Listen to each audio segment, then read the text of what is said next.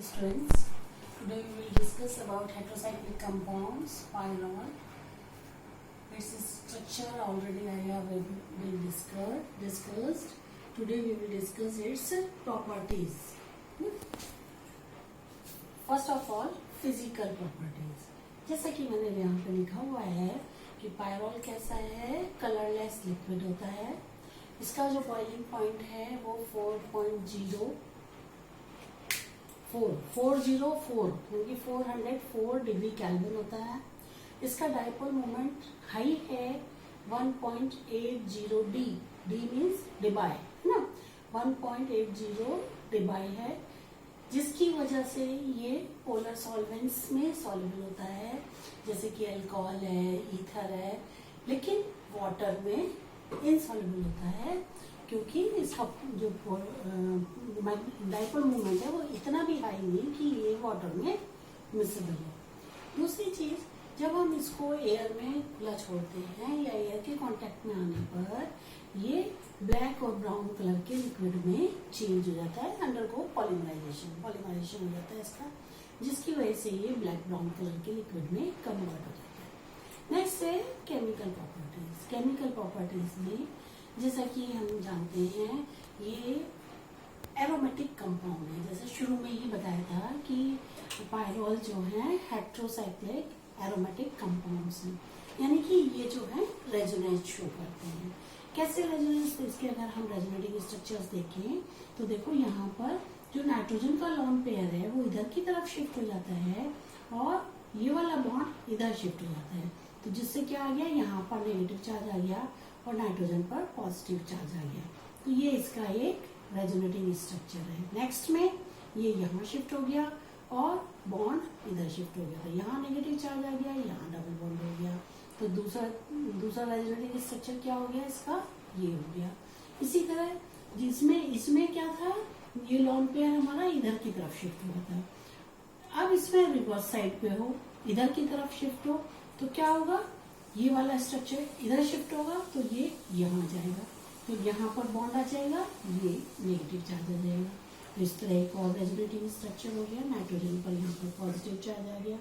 इसी तरह यहाँ पर देखें, यहाँ इसका नेक्स्ट ये इधर आ गया, ये बॉन्ड इधर आ गया, यहाँ पर बॉन्ड बन गया, यहाँ नेगेटिव चार्ज आ गया, तो एक रेजोनेटिंग स्ट्रक्चर भी हो गया.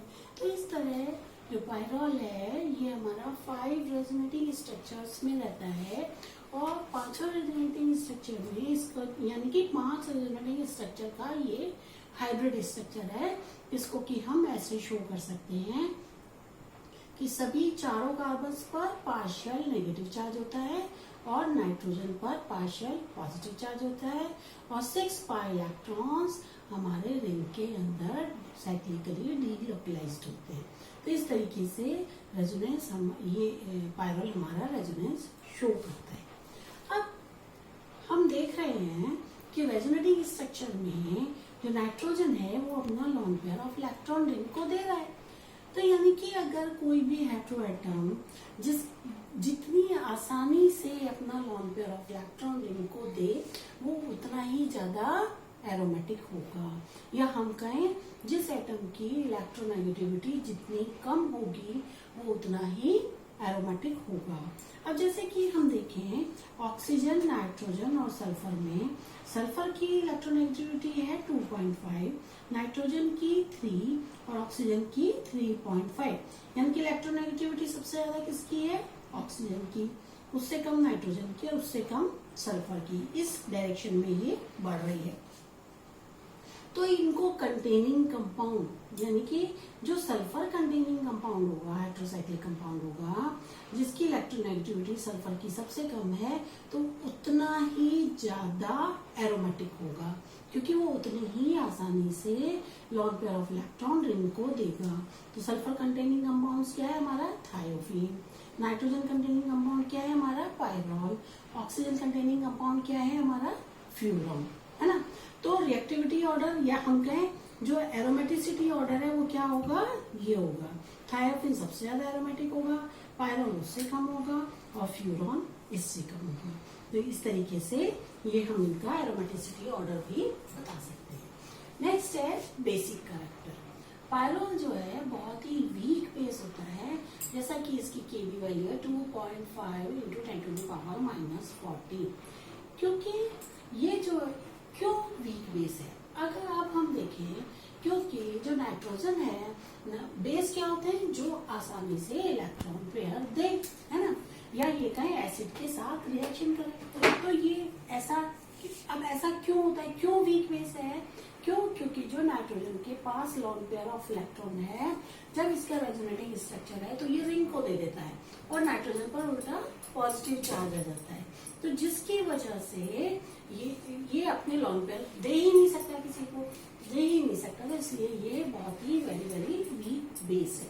और अगर एनी हाउ ये किसी स्ट्रॉन्ग एसिड के साथ रिएक्शन कर भी ले, मिनरल एसिड्स के साथ में, तो ये क्या करता है, जैसे इस तरीके से बनाएगा प्रोडक्ट और ये फिर आपस में पॉलीमराइज हो जाते हैं और इस तरीके से एक पॉलीमर दे देते हैं और पायरोल खत्म हो जाता है।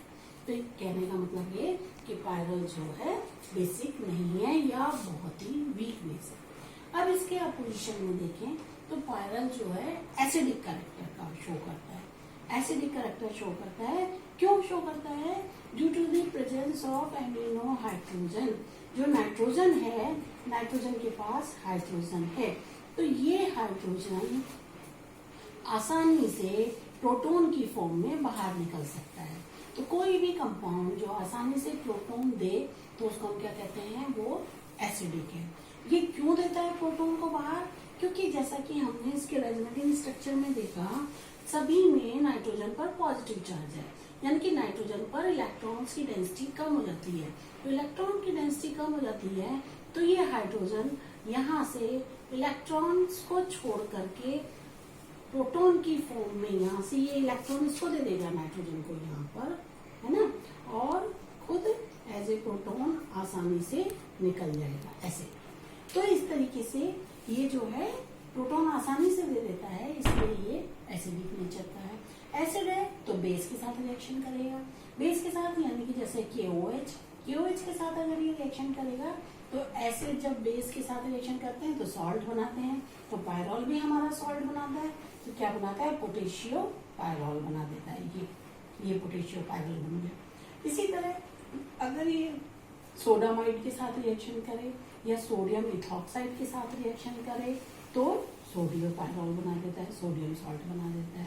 कहने का मतलब ये कि पायरोल जो है एसिडिक नेचर का है और ये बेस के साथ में स्टेबल सॉल्ट्स बनाता है।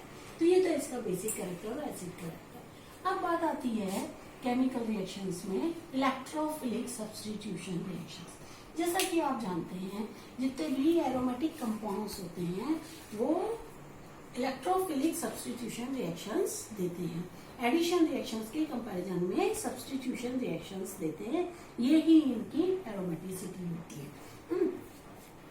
तो जो पायरोल है, पायरोल में दो पोजीशंस हैं, जो नाइट्रोजन के पास वाला है कार्बन, इसको हम अल्फा और अल्फा डैश से शो करते हैं, और जो इससे एक नेक्स्ट कार्बन है उसको हम बीटा और बीटा से शो करते हैं।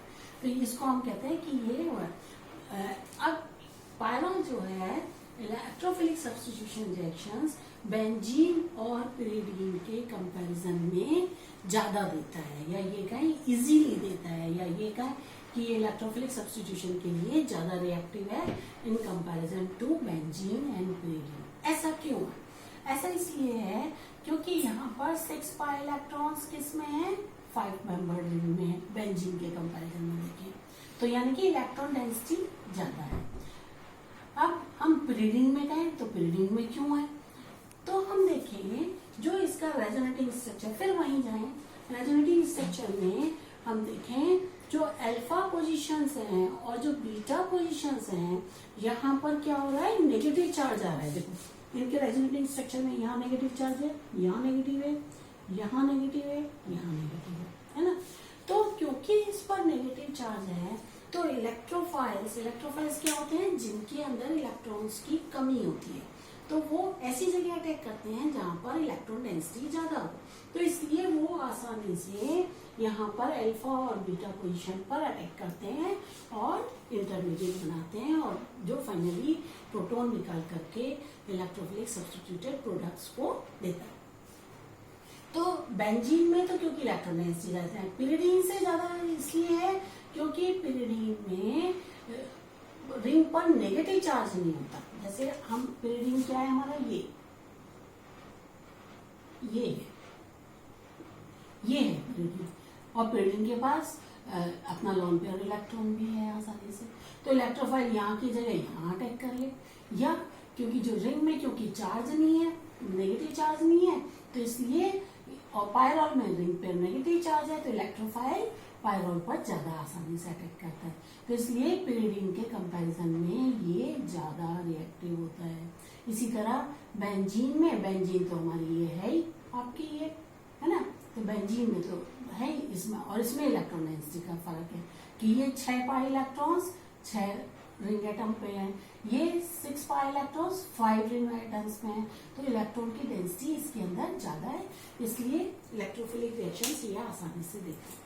अब बात आती है अल्फा और बीटा पोजीशंस में, कि जो सब्स्टिट्यूशन रिएक्शंस हैं वो अल्फा पोजीशन पर ज्यादा इजीली होते हैं कंपैरिजन टू बीटा, अगर हम कंपैरेटिवली स्टडी करें तो ऐसा क्यों होता है।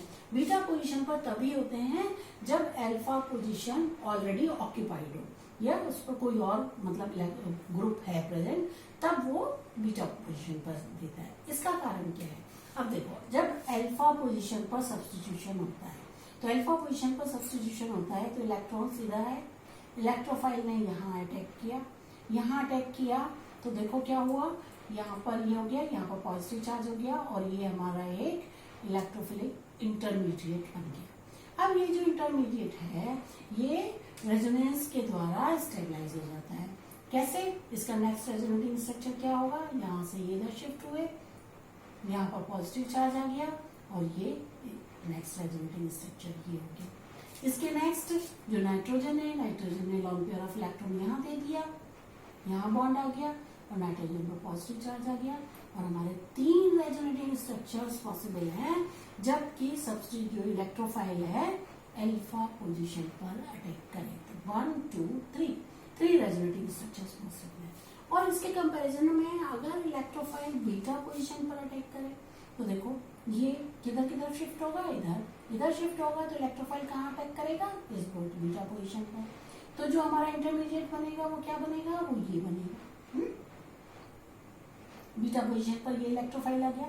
इसके बाद ये, तो फिर ये क्या होगा, इसका नेक्स्ट रेजोनेटिंग स्ट्रक्चर क्या होगा, नाइट्रोजन इस पर इलेक्ट्रॉन देगा, तो नाइट्रोजन पर पॉजिटिव चार्ज आ गया, और ये हो गया। इसके आगे पॉसिबल ही नहीं है, तो इसलिए 2 ही रेजोनेटिंग स्ट्रक्चर पॉसिबल है, फर्स्ट एंड सेकंड। तो क्योंकि और किसी भी रेजोनेंस में जितने ज्यादा रेजोनेटिंग स्ट्रक्चर होंगे तो वही ज्यादा स्टेबल होगा।